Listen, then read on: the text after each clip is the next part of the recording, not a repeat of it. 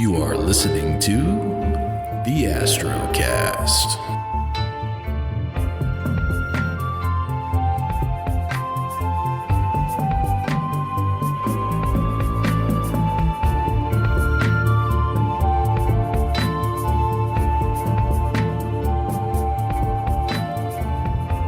Welcome to the Astrocast. My name is Rue. Thank you for joining me today. This is a new podcast that I'm starting because I have noticed a distinct lack of astrophotography related podcasts on the market today. And I really wanted to bring something that I would truly enjoy to hear and that I know a lot of people that I talk with and work with on a regular basis would also really enjoy to hear. So that's why I'm here today.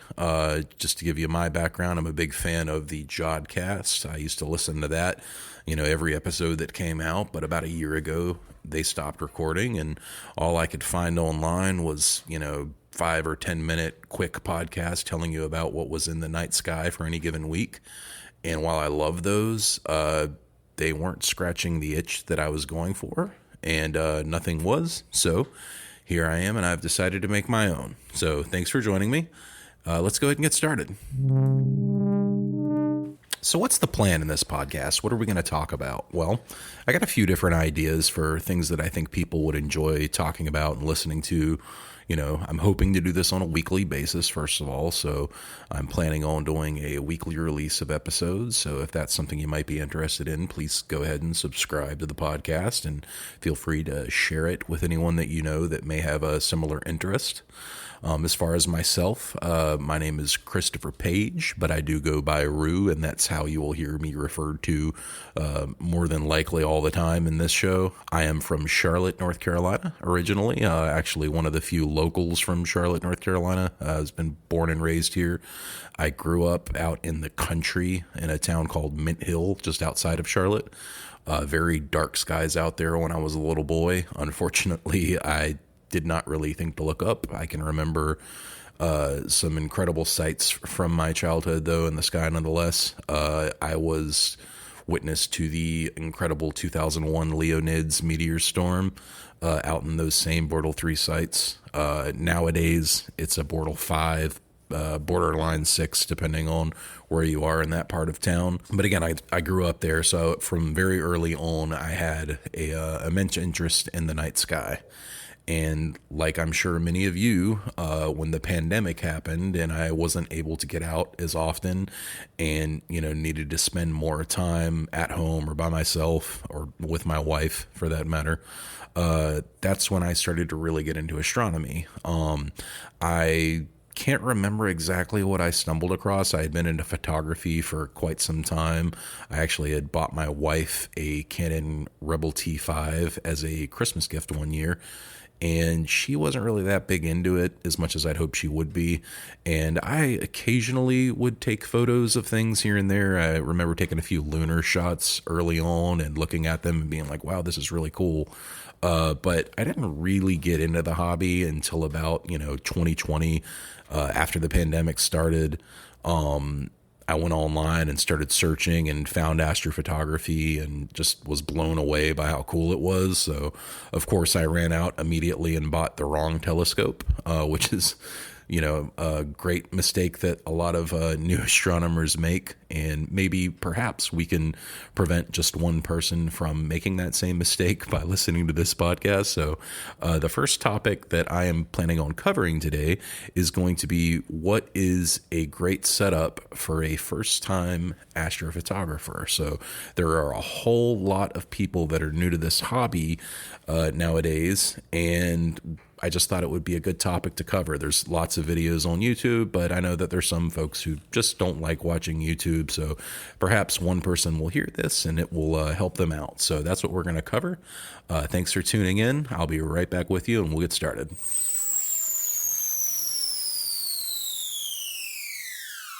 All right, so beginner astrophotography setups. This is the most common question that I see online as far as the Facebook groups that I'm a member of.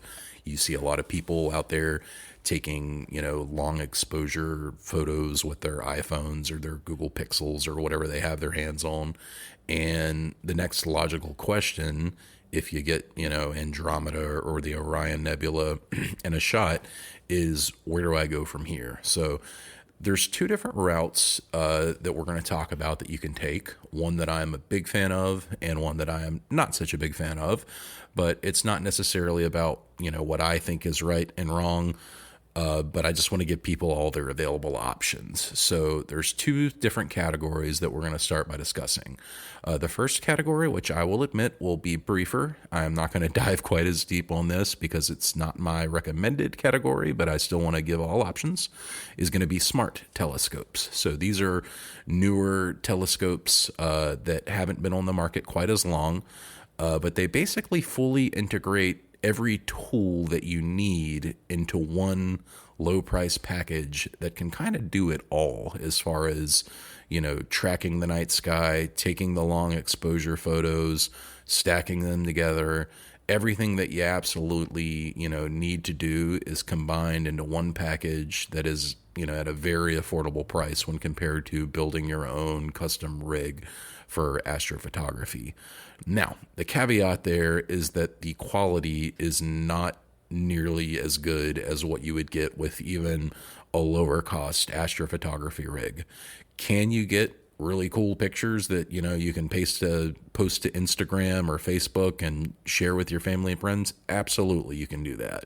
Are you going to get something that you'd want to print on a A3 plus 13 by 19 gallery print style portrait photograph? Probably not. So there is a bit of a delta there. And the reason that I don't recommend these necessarily as beginner telescopes is because as a beginner, I feel like one of the most important things that you need to learn are the fundamentals of astronomy. And unfortunately, smart telescopes automate the experience so much that you really don't learn anything. You basically just say, this is what I want to take a picture of, and it does the rest. If that's all you're after, then it's a great option. If all you want to do is say, I want a pretty picture of Andromeda, a smart telescope is going to get you there the cheapest and fastest, no questions asked. But if you want to get, a look behind the curtain and kind of understand how the night sky works and, track objects and learn constellations and, have a deeper dive, then I would recommend avoiding the smart telescopes. So, we're going to get a little bit deeper when we come back into the smart telescopes, and then we're going to jump over to category 2 shortly after that. So thanks for listening. I'll be right back with you.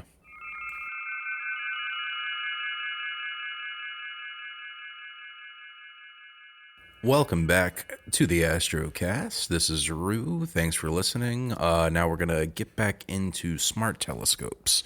So I was explaining before the break that a smart telescope is an excellent tool for somebody who is not necessarily interested in learning the, intricate workings of the night sky. Maybe they don't want to, learn what a polar alignment is and learn, the North Star and different constellations. But all they want to do basically is, spend as little money as possible to get a cool picture. And if that's the case, then, that is absolutely what a smart telescope is made to do.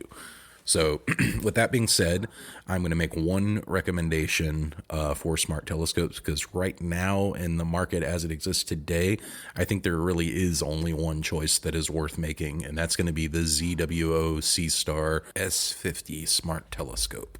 Now, this runs about $499 US. And the reason I think it's the only choice is several other smart telescopes beat ZWO to the market.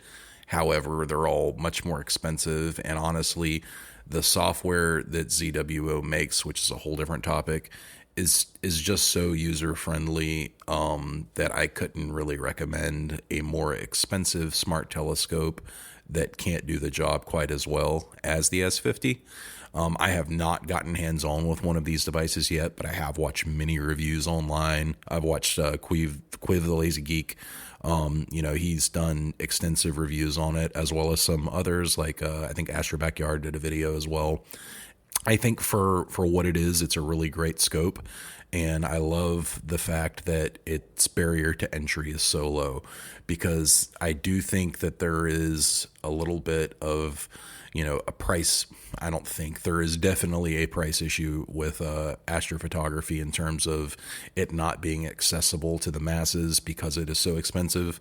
I consider myself to be pretty well off, and I had a hard time putting together, my first rig because it is very, very expensive. And even the Sea Star being a, entry level piece of kit, is still $500, which is by no means a small amount. That's, significantly more expensive than most new gaming consoles nowadays. So, with that being said, I do think it is an excellent value for the money. You're getting a whole lot of awesome tools built into one small package that's very affordable and cost efficient when compared to, a custom built rig with its own equatorial mount and its own telescope, etc. So value for the money, they're going to be number one. You can't beat a smart telescope as far as value for money is concerned. Where they fall short, however, is the overall quality. Unfortunately, with the sensor being as small as it is, the focal length being, well, the focal length isn't such a problem, but the aperture of the overall scope and the small sensor, that being a smartphone sensor essentially, it just leaves a lot to be desired as far as quality is concerned. I have seen some, really cool looking photos come out of the Sea Star. It's not to say that you can't get cool photos with it. You absolutely can. But again, if you wanted to print out a really large photo and hang it up on your living room wall, you wouldn't want to do it with a Sea Star because the resolution's just not going to be there. So that would be my recommendation for a smart telescope. Again, if you're somebody who wants to stick their foot in the water, but they're not really sure how deep they want to go, but you want to get cool looking pictures, Sea Star S50 is going to be my recommendation for you. So when we come back from the break, we're going to get into the meat of the story, if you will, and we're going to talk about custom built rigs with equatorial go-to mounts. Thanks for listening, and we'll be right back.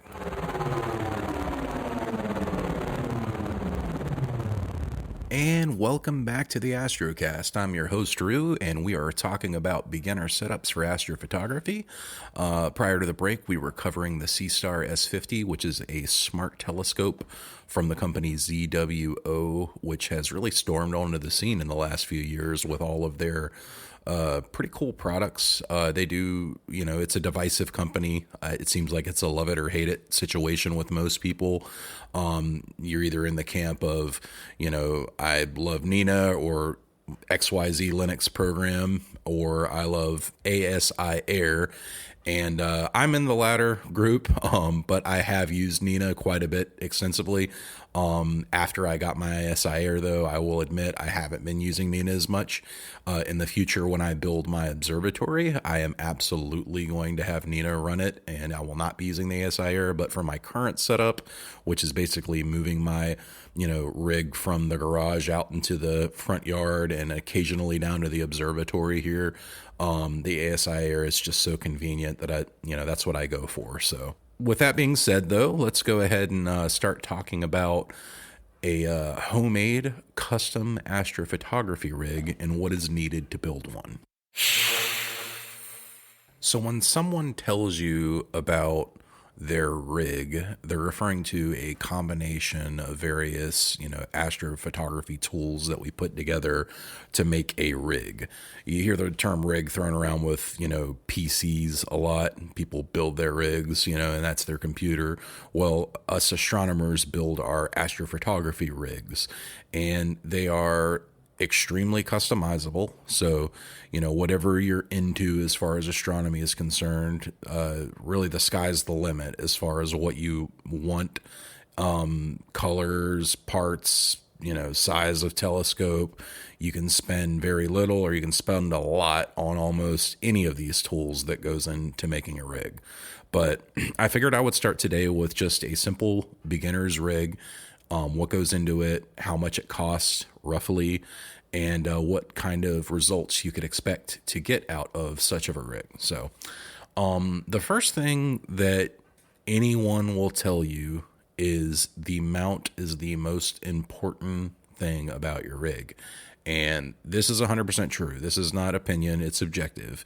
It starts with your mount. So if you ever, see someone asking, hey, I wanted to get into astrophotography, what kind of telescope should I get? They're asking the wrong question, because frankly, you can use any kind of, well, not any kind of telescope, but there are a lot of different telescopes that you can use for astrophotography. But if you're not thinking about your mount first and foremost, then you're likely not going to get the right telescope. So as far as entry level equatorial mounts are concerned, there are quite a few good ones on the market today. I personally like the Skywatcher SA GTI, Star Adventure GTI. I actually purchased one of these myself last summer when I was building a more small portable rig that I could, quickly carry around. There's some advantages that are huge to, something like this. It's got a lower capacity, so you can't put quite as much weight on it as you can some of the bigger mounts that we'll talk about. But the advantage is obviously that it's a lot lower cost. So for about $600, you can get a Star Adventure GTI, which is going to do everything you need to do as far as, be a great equatorial mount.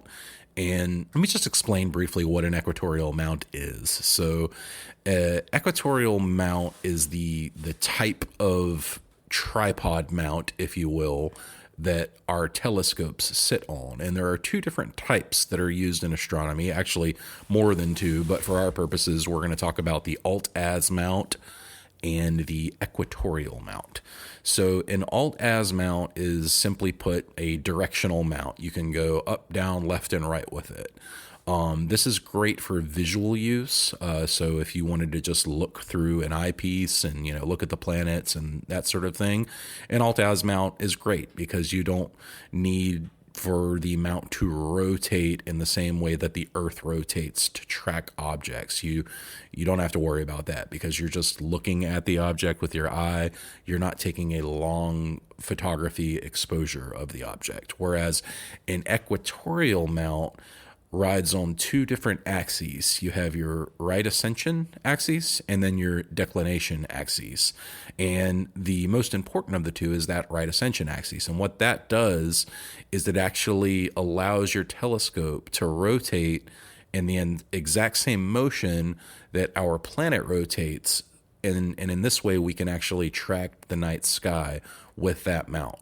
So the other axis, declination, is also important, but if you buy just a simple star tracker, oftentimes it will only have a right ascension axis on it, and that is what is ultimately critical in an equatorial mount, whereas a declination axis is good to have for guiding purposes, which is something we'll get into later, but not necessarily a must-have to take, deep sky photography. So whenever you hear, the term equatorial mount, a lot of different mounts come to mind these days.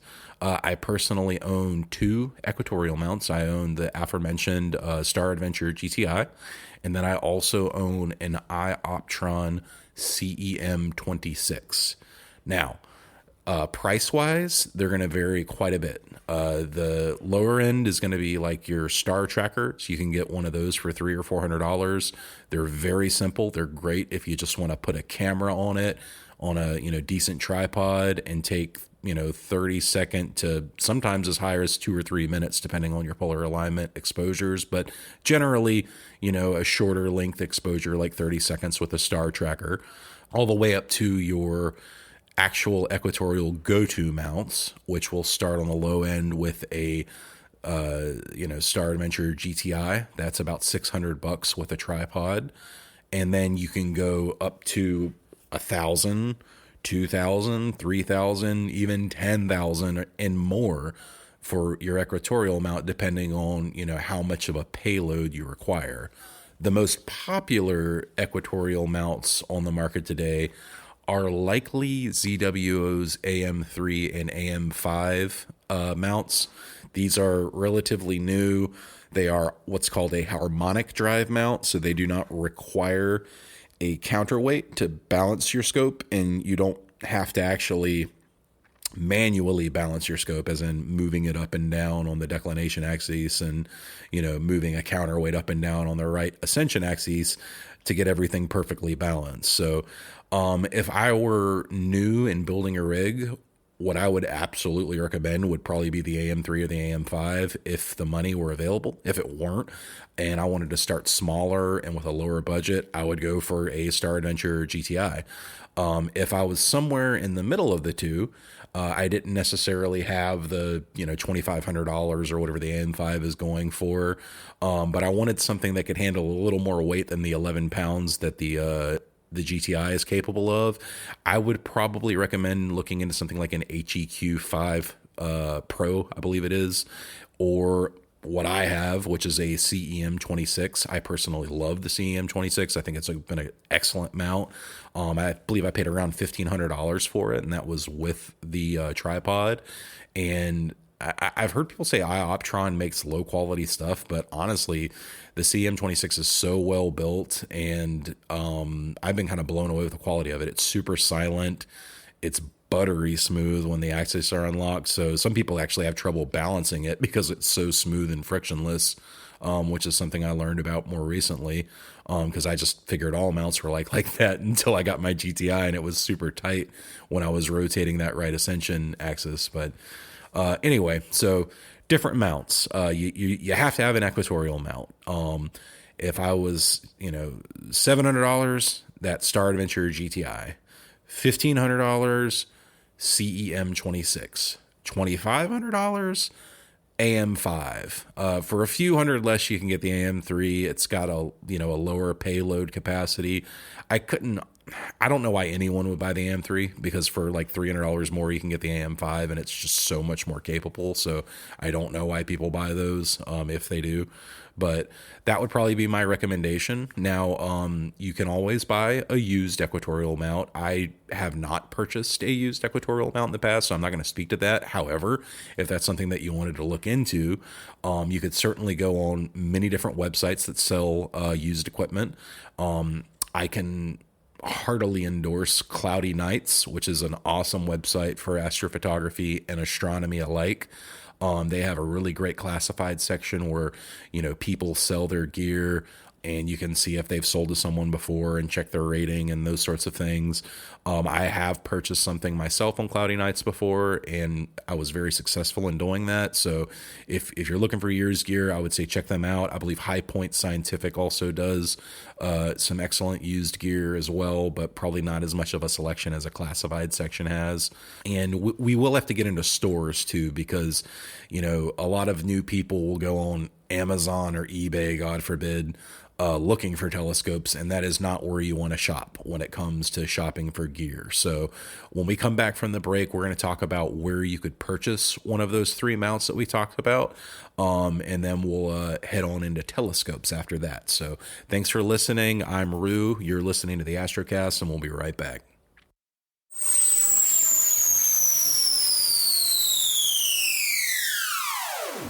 Welcome back to the Astrocast. This is your host, Rue. Thank you for tuning in again today with us for our inaugural episode 1 of the Astrocast. Today we're discussing building a new rig as a beginner to astrophotography. Before the break, we were discussing which equatorial mounts would be a good start depending on your budget. And I just wanted to briefly touch on what stores someone who's, new to this hobby can go to shop at. There has been changes over, the last couple of years, obviously with COVID happening and everything, stores change, some come, some go. But I'm going to recommend a couple today that I've bought, several products from, nearly all of them, in fact, over the past few years, and I've had nothing but success with them. So High Point Scientific would be the first one that I can definitely recommend. They have excellent customer service, good return policy. If you have any questions, you can call them and they will be patient and sit on the phone with you and answer them. And then the other would be Adorama. Now, I don't have as much experience with Adorama's customer service department. I've never had to deal with that. But they do have a good selection of gear, and everything I bought from them have shown up very quickly, 2 or 3 days, and it's here. So I've had good luck with them as well. So those are the two stores I would recommend. I do not recommend going to Amazon to buy your astronomy gear, and I definitely do not recommend going to eBay to buy any kind of telescope or telescope related items.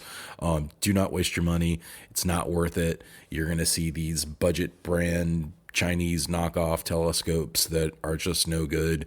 And I know that we get a lot of our telescope stuff from China. I'm not insulting Chinese manufacturing by any means. Half the stuff that's on my current rig is made in China. But when I say that, I just mean cheap knockoff scopes. So that's the kind of stuff you want to avoid.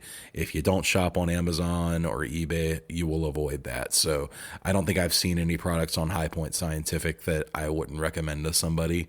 And they have, the whole wide range of what you could possibly need. So just to recap the prior segment, as far as equatorial mounts are concerned, I recommended 3 different mounts depending on your budget. I did want to briefly touch on star trackers. I know I kind of mentioned that before. You have a star tracker is basically a very simple tool for taking, long exposure photography of the night sky. You could rig it up with a small telescope. What most people do with the star tracker is they just connect their DSLR camera to it with generally a wide field lens to do something like Milky Way photography. That's not to say you can't put a 200 millimeter prime lens on a star tracker. You can. You just have to really nail the polar alignment if you're going to go that route. You can get one of those for even less than an equatorial mount, $300-$400. I have a Sky Guider Pro that I use for wide field stuff occasionally, and I love it. It's great. It's so simple. It has an internal battery, and it takes all of 2 minutes to set up, put it on my tripod, do a really quick polar alignment through the built-in polar scope, and Bob's your uncle. So definitely like the Sky Guider as well. So now on to our next topic, which is telescopes. So opinions are going to vary, but I'm going to recommend what I think is a great telescope for a beginner in astronomy. And I don't even have to recommend a specific, make or model here, because there are so many of them available. You really can, find what you like and what works in your budget. And as long as it is a, drum roll, refractor telescope, you're going to be happy. So anything, that's, I'd say 200 to 600 millimeters, that is a refractor telescope. You want to get at least a doublet is what you will see. You'll also see apochromatic refractor. You'll see, does it have 2 lenses? Does it have 3 lenses? Does it have a field flattener? Does it have this? Does it have that? There's lots of accessories that you can go by, but the main thing is that you want to start with a refractor. And the reason for that is reflectors, Schmidt-Cassegrains, Max, they're a lot more complex than the refractor. Refractor is a very simple design. It's sealed. You got glass on one end and then either glass on the other end or a attached field flattener at the other end. There's no adjustments that need to be made. They generally have shorter focal lengths, which are a lot more forgiving to work with for long exposure photography. So focal length, if you don't know, is basically a measured distance of how far zoomed in you are on the night sky. So for a camera, for example, like a simple point and shoot camera, a 16 millimeter lens would be an extremely wide field of view. If you pointed a 16 millimeter lens up at the night sky, you would see, nearly a third of the night sky in your one shot. So that's, what I mean when I say focal length. So refractor telescopes, though, they get a lot closer than 16 millimeters. Generally, they're somewhere between, 135 up to 600 millimeters. Mine, I have a SV Bony 80 ED, let me say that again, refractor telescope. It has a focal length of 448 millimeters when it's reduced. I think 448, 450, right in that range, is just a wonderful spot to start for a beginner because it gives you just so many awesome targets that you can capture in the night sky. and you get up close and personal with those targets like the Orion Nebula, the Andromeda Galaxy, the Heart Nebula, so many different types of awesome night sky objects that you can capture with a refractor with that focal length. It won't be so wide that you're, wishing, man, I wish I could see it a little bit closer, but it's not so zoomed in to where guiding becomes very difficult and you have to absolutely nail your polar alignment and your balance, or you're going to have streaking stars and those sorts of things. So, refractor telescope. That's what I'm going to recommend to you. If you want a specific recommendation, the Red Cat is a great series of, refractors. I love SV Boney's line. I think they make great refractors. They have several different versions that are available now. Again, mine is the 80 ED, and it has a field flattener that I purchased separately, which, flattens out the field. It does what it says. It makes the stars sharp all the way throughout the image, throughout the corners and into the middle, which is something that when we talk about lenses at a later time can become an issue. Getting flat stars in the corners of your image, the corners, as we like to say, can be difficult. So, yeah, refractor telescopes. That's going to be my recommendation for a beginner. And honestly, that's going to be any astronomer's recommendation to a beginner. You can't go wrong with a refractor. You truly can't. So we'll be back after the break here in just a few minutes, and then we're going to talk about the other few devices that you need to get a successful astrophotography rig running and what options you have to go with in regards to those. So again, my name is Rue, and you're listening to the Astrocast. Thanks so much, and we'll be right back.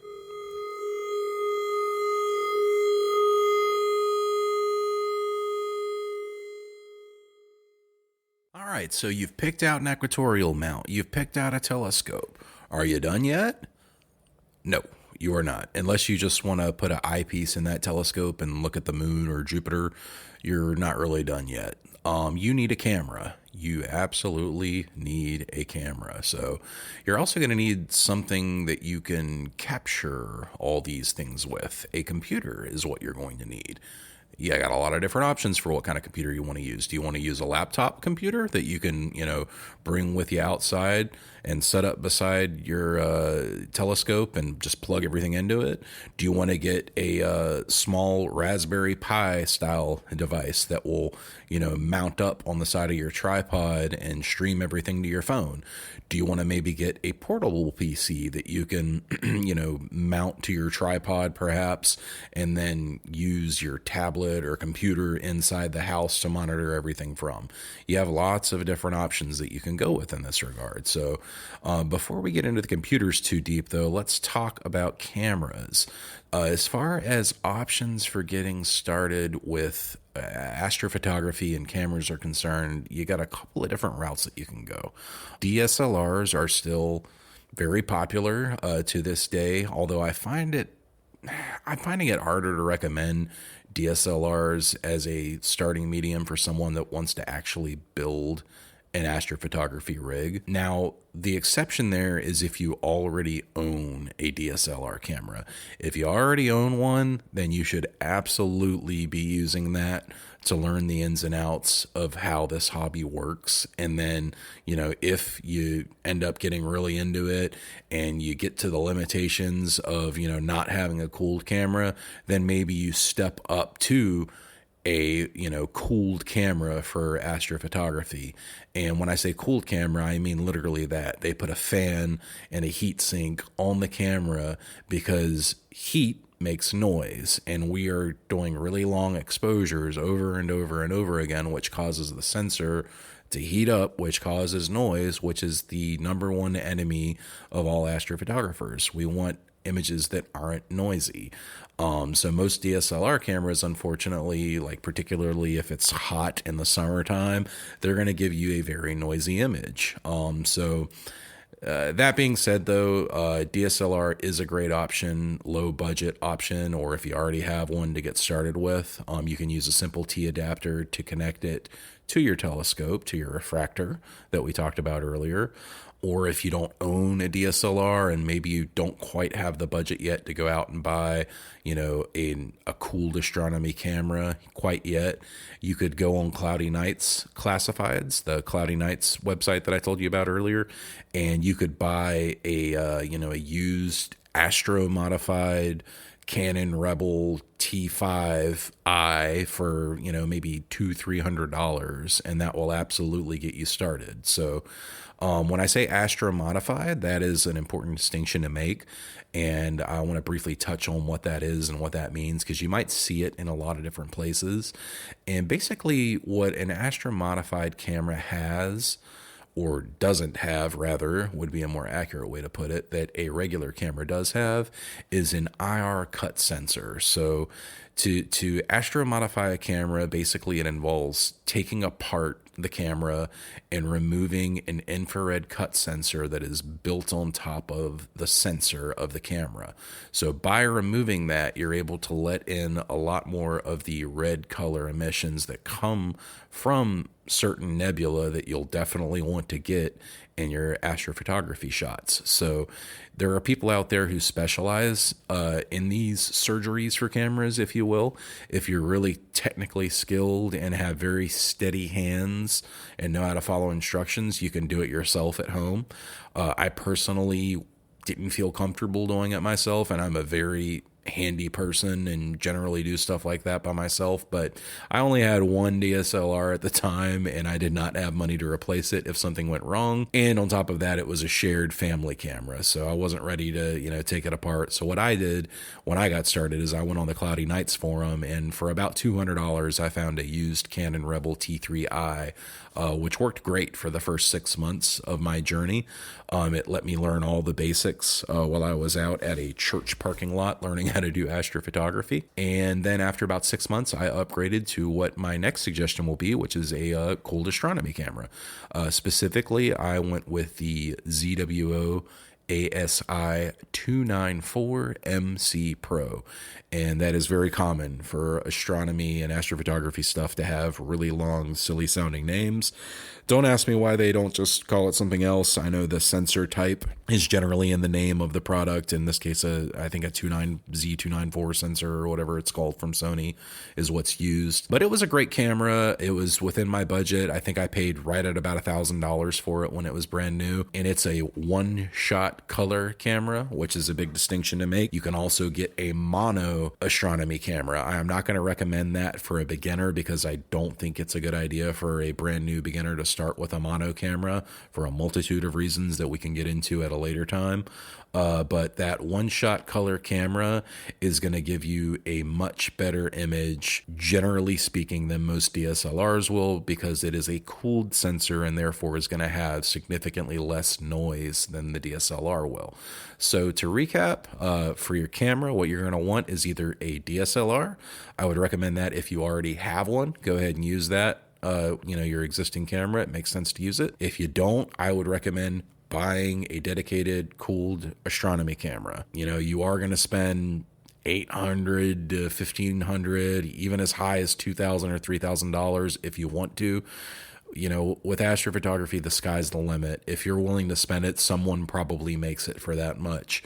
But you can get amazing, beautiful images with, an $800 to $1,000 camera like the 294 MC Pro. So don't feel like you need to go out and buy a $3,000 camera to get started. You do not. The $800 to $1,000 camera will get you incredible results and will generally be something that you can grow into for years to come. So that's going to be my recommendation for cameras. And when we come back, we will discuss the final other little accessories that you need to start your astrophotography journey.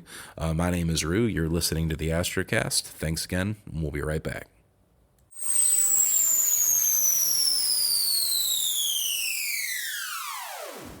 All right, welcome back to the Astrocast. I am your host, Rue, and today we are talking about a beginner astrophotography setup and what all goes into building such a setup. So far today we have covered an equatorial mount, we have covered refractor telescopes, and we have also talked about imaging cameras. So those are your three biggest components, and they're going to be your priciest components of the build.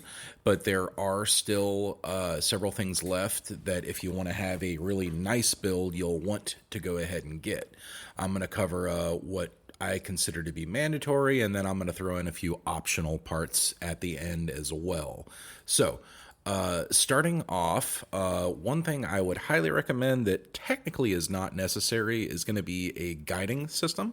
So, auto guiding is a feature that we can use with equatorial mounts that makes several very minute adjustments to your equatorial mount in both the right ascension and declination axes to correct for any unwanted movement while the Earth is rotating. So basically, in practice, what this does is it takes, what would be a 30-second exposure without getting any streaking stars and allows you to take a 3-minute exposure, a 5-minute, 10-minute. I mean, really, if you've got a really good equatorial mount and your polar alignment is well done and you've got really good guiding, you can indefinitely expose as long as you want. I've seen people, that take a 60-minute exposure and have sharp stars. So it's certainly possible to do. So in order to have auto guiding, there are a few components that you're going to need. The two big ones are going to be a guide scope and a guide camera. So what is a guide scope? Okay, so basically in its simplest form, it is a smaller, generally, telescope that sits on top or to the side of your main imaging telescope, and it has its own camera on the back of that guide scope that sends the information that is needed to the computer that you're using to make those corrections. So think of it as your main telescope is taking all the pictures, and then your guide scope is reading the map and giving directions to the computer. So we need to have these on two separate processes, although there are some, newer cameras out there that actually have a guide sensor built into the main camera, so they'll have two sensors built in. I know ZWO is making one right now, but I'm not going to get into that because I don't think that's something a beginner should be using necessarily. So what I would recommend for a basic guiding setup for what we've discussed today so far, as far as a refractor telescope that's anywhere from 200 to 600 millimeters in focal length, is going to be the SV Bony 50 millimeter guide scope, and that's for the scope. And the camera I'm going to recommend is going to be the ASI 120mm Mini. This is a fantastic guide camera. It's not too expensive. I believe you can get one for around $120 if I'm not mistaken, and it'll pair perfectly well with that SV Bony 50 millimeter guide scope. So you get those two. You're going to put the camera into the guide scope and then mount it on top of your main telescope, and that's going to send all those important directions to your computer. Now that is kind of the last big component that we need for our astrophotography rig, is the computer that kind of puts everything together for you. So there are many different ways you can go here. I'm going to name the two most common methods that I see. This is by no means an extensive or comprehensive list. These are just the two easiest ways to get started that I generally see happening with astrophotography. I have used both myself and can recommend both wholeheartedly. Just depends on which way you want to go. So the first option would be to just simply have a Windows laptop, and when you go outside with your telescope, go ahead and plug in your equatorial mounts USB, your camera USB, your guide camera USB. You want to plug all of that into a USB hub that goes directly into your laptop. From there, you can use software like Nina or Astrophotography Tool, or a combination of various applications to run your astrophotography rig. Now, I'm not going to get into the specifics of the software today because this talk is more about hardware. So that is your first option would be, a laptop computer. You could even set up a like a mini desktop computer. A lot of people will do that, and they'll plug everything in, and then they will remote in to that mini desktop computer from the comfort of their home. So that is certainly an option as well. Now, option two, which is going to be what I would recommend to a beginner, is going to be a tool called the ASI Air. This is basically a Raspberry Pi based computer, so a very small computer that has four 12-volt power outputs and four USB inputs.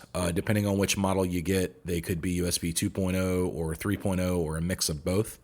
And then it also has a micro SD card for saving images to, and it also, runs the software on the ASI Air. The reason that I recommend this over a computer or laptop is the simplicity of it. The ASI Air really does combine every tool that you need to take excellent astrophotography images into one simple setup and one app. When you're doing it on your computer as a beginner, it can be very frustrating because you have to get a whole litany of tools and drivers to work together in sync. When I first started learning, I used my laptop, and it took me several weeks before I was able to successfully image because it seemed like every time that I went out, I ran into a new issue. I'm glad, looking back in retrospect, that I did it that way. But I am a very persistent person, and I know that a lot of people might get frustrated and give up if they're running into those problems over and over again and end up putting their telescope in the closet or selling it. And I definitely don't want that to happen. So what I would recommend would be the ASI Air, just because it simplifies everything. Instead of running 6 different applications on your laptop computer, you just run one app on your smartphone or your tablet, and then you can control the entire rig, cameras, guiding, which target you want to go to, plate solving. Everything is done from that one app, and it is super easy and intuitive to use. It'll take you, 10 minutes of watching a YouTube video to figure out how it works, and then Bob's your uncle as far as that's concerned. So ASI Air pricing is anywhere from $200 to $300 depending on which model you get. I believe the Mini is still $199, and then the ASI Air Plus is $299. And then I know they have an even newer model out. I have not gotten that one yet. I'm not sure if it's more expensive, but look up the ASI Air.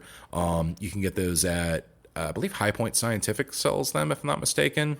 But if you just Google it, you'll find plenty of shops that are selling them. So for $200, the Mini is great. I own one of those myself, and I run it on my Star Adventure GTI rig.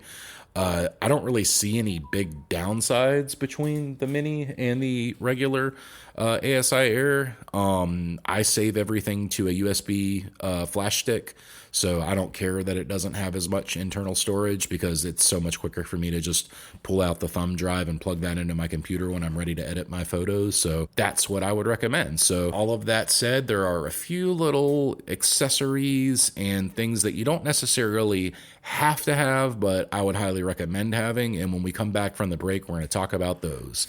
My name is Rue. You're listening to the Astrocast, and we'll be right back. Thanks.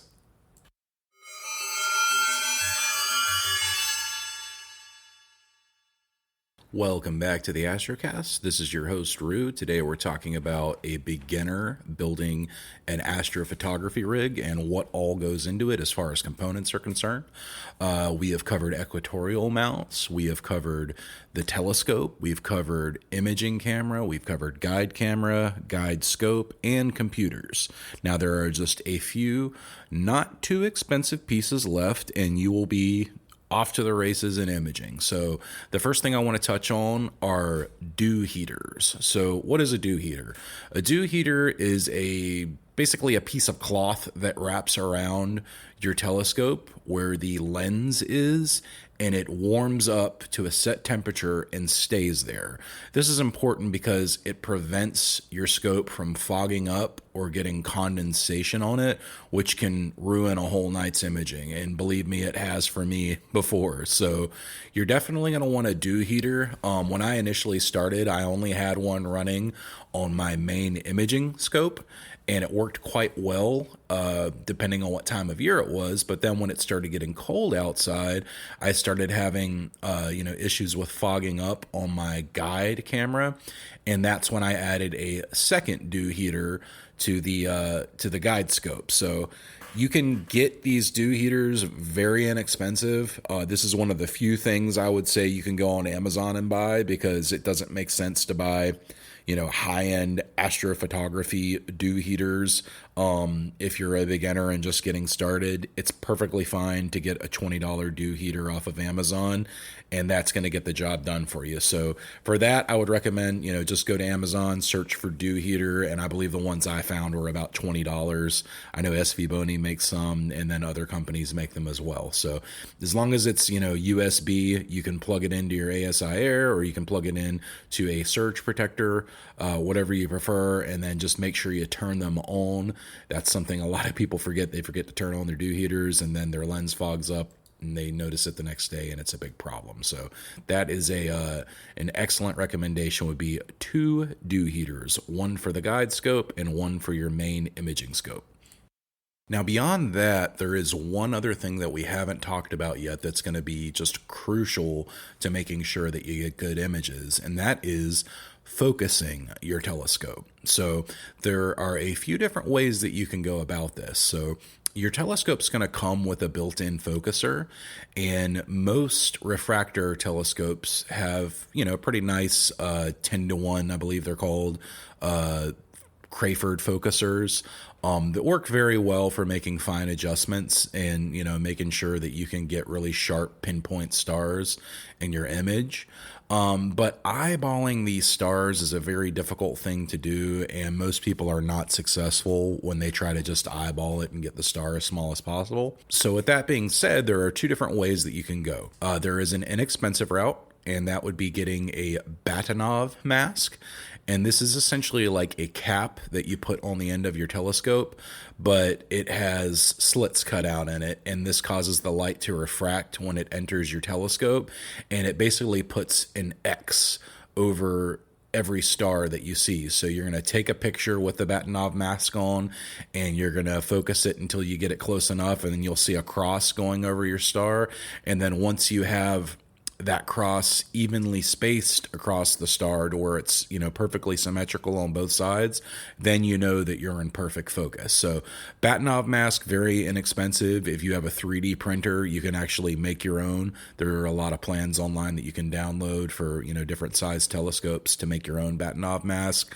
I don't have a 3D printer myself, so I ordered one online for one of the lenses that I use, and it works very well. It's super easy to use, and it's great. Now, there is another route that you can go. It's a little bit more expensive, but it is much easier to use, and you can automate it, which is nice, and we'll talk about why in a minute. But that would be an electronic autofocuser. So there are a few different companies that make electronic autofocusers. I personally own the ZWO EAF, and it basically replaces one of the knobs on my existing focuser on my telescope with a small box with a motor built into it that can adjust the focus up and down. And what's great about that is it ties into the ASI Air that we discussed earlier, and you can fully automate the focusing process. So there's basically an autofocus button that you can press within the app, and then it'll run, a 3-minute script for adjusting the size of the stars until it gets them as small as possible, and then you're good to go. Another wonderful thing about it is they actually come with a temperature sensor. So something that a lot of people don't think about is, if the night gets colder or warmer as time gets on, that can cause the metal to expand or contract in your telescope, which in turn causes the focus to change. So you might have bigger or smaller stars as the night wears on. With the electronic autofocuser, it can tell when the temperature has changed by whatever amount that you set. I think by default it's 10 degrees, if I'm not mistaken, and it will automatically pause your plan and refocus your stars. So that way you're sure that, all night long you've got the sharpest stars possible. Whereas if you're using a Batinov mask, you kind of need to pay attention to your stars. And, if you see that they're, not as sharp as they were when you first started, you need to put the Batinov mask back on and refocus, and then you're good to go. So Batinov mask is a $20, electronic autofocuser about $200, if I'm not mistaken. So definitely a big cost delta between those two. I think a lot of people do end up getting an electronic autofocuser just because it really does save a lot of time, and it's just so easy to use, and it's just one less thing to worry about.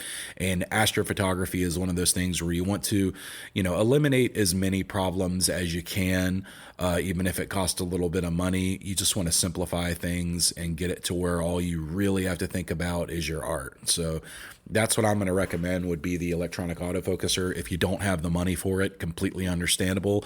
It's one of those things that you can absolutely add on later. When I started, I used a Batinov mask for the first 6 months or so, and then I eventually added on an electronic autofocuser, and you can certainly do that too. So after we come back from the break, we're going to go ahead and wrap up this episode, but we got just a few other little bonus items that I wanted to mention before we go. And I am your host, Rue. You're listening to the Astrocast, and we'll be right back. Thank you.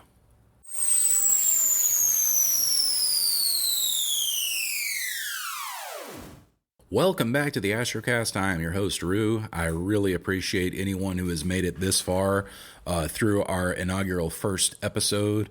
I'm so thankful for you joining me and listening to me blab on for a whole hour about beginner setups for astrophotography. I hope this has, been of use to you. And if you enjoyed the episode, and if you're interested to see what else we have coming down the road, I would really appreciate it if you would subscribe to the show and, share it with any, fellow astrophotographers or budding astronomers that you may know, because if we can get more listeners, I'll be able to bring more guests on. We'll be able to talk about more interesting topics, and things can just take off from there. So we've covered today a beginner setup for the budding astrophotographer, and I just had a couple of extra optional, pieces that you don't necessarily need to get started, but they're really good to have. So the first one would be a surge protector with USB ports built into it. I noticed pretty early on that I filled up my ASI Air with the guide camera, the main camera, the USB port, and I didn't have enough room left to plug in the USB for my dew heater. So by getting a small square surge protector that has 4 AC outlets and 4 USB ports on it, I'm able to plug in those dew heaters directly into that surge protector and not have to worry about it. The second thing would be cable ties. This is, I say it's optional, but really you need cable ties. They're so inexpensive, and cable management is very important when you're setting up your first rig. You want to make sure that anywhere that a cable can be tucked away, it is tucked away, because what can happen is they can get caught in the wind and cause, your guiding to get off balance, and then your images aren't sharp. And if you can avoid all of that by spending 10 cents a piece on a cable tie, then that's worth doing. Another great thing to have is going to be microfiber cloths. You can get, a 10-pack on Amazon of microfiber cloths for next to nothing. These come in wonderfully handy for wiping down your objective lens, cleaning off, various parts, anything that's glass on your imaging train. A microfiber cloth will go a long way to making it great. Another thing I like to have that you don't hear a lot of people mention is a set of M screws, so like metric screws. I got one of these early on. It's a set of various sizes that start from really small to rather large. It's come in handy so many times. It's good to have extra screws laying around for, if you need to attach something or readjust something and you don't have the right size screw, that can come in super handy. And then finally, a flat panel. This is something that, a lot of people don't think about until later on in the journey, because you get started and you're not worrying about calibration frames, which is an issue that we'll get into in another episode. But you can buy a simple trace sketch pad light on Amazon for about $20. If you just look up trace pad on Amazon, you can find one for $20 that you can sit on top of your telescope and take your flat calibration images with. And that is an invaluable tool. It'll make all of your images look better when you're done processing them. And it's just a great thing to have. So highly recommend getting a flat panel. Again, not something that you necessarily have to have right away, but it's a very nice to have item. So I believe that pretty much covers everything that I can think of that you would need to have a beginner astrophotography setup. So that pretty much wraps it up for our first episode. So just a few quick words before I leave. I just want you to know that I do have some great plans for future guests that will be joining the show.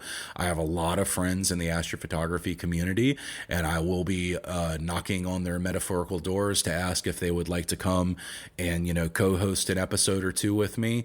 And I'm also considering looking for a permanent co-host for the show as well to join me weekly on this podcast as we, dive into various topics, astronomy and astrophotography related. If that is something that you or someone you know might be interested in, please feel free to send me an email. My email address is going to be roo@qcroo.com. I'll spell that out. That is ROO at Q as in Queen, C as in City, ROO.com. Again, that's roo@qcroo.com. And if you could just email me a name, any information about them, their background, a resume if you like, I'll be happy to look it over. And, if we can work it out and you're somebody who might work well for this co-host spot, then we can certainly talk about that. So I thank you again so much for tuning into the first episode of the Astrocast, and I can't wait to record episode number 2, which I've already got planned out. And check back with us next week. Go ahead and subscribe, and we'll be ready to rock and roll. You've been listening to the Astrocast with your host, Roo. Thank you so much, and have a wonderful day. Clear skies.